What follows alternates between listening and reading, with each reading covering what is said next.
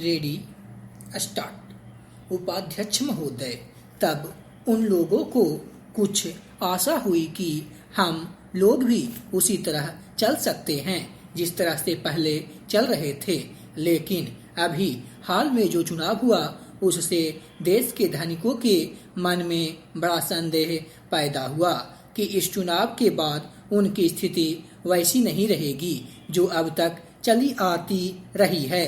गरीबों और अमीरों के बीच में अब तक जो बहुत बड़ा अंतर चला आ रहा था उसको अब तेजी से दूर करने का प्रयत्न किया जाएगा।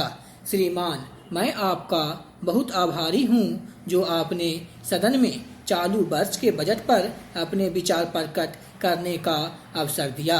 मैं इस बजट का समर्थन करना चाहता हूँ।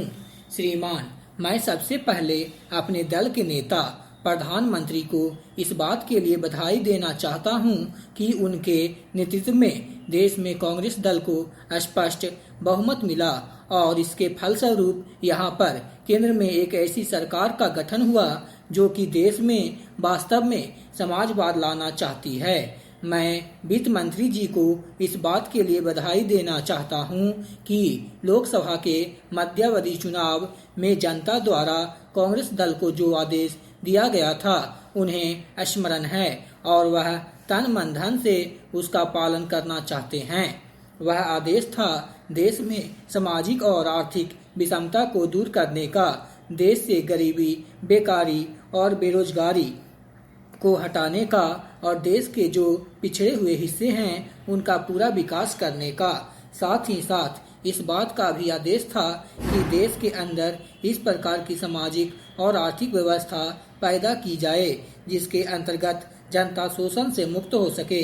श्रीमान, यह ठीक है कि देश में कृषि के क्षेत्र में उत्पादन में वृद्धि हुई है, परंतु इसके साथ ही साथ यह भी दृष्टि में रखना चाहिए कि लागत में भी पूरी वृद्धि हुई है। इसके लिए आवश्यक है कि सिंचाई के साधन बढ़ाए जाएं और अधिक उन्नत बीजों का प्रयोग किया जाए। आज कृषकों को कृषि के यंत्र मिलने में बहुत कठिनाई हो रही है।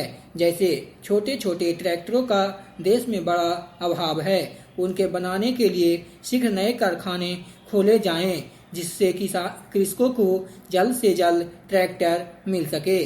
देश तभी प्रगति करेगा, हमारा ऐसा विश्वास है।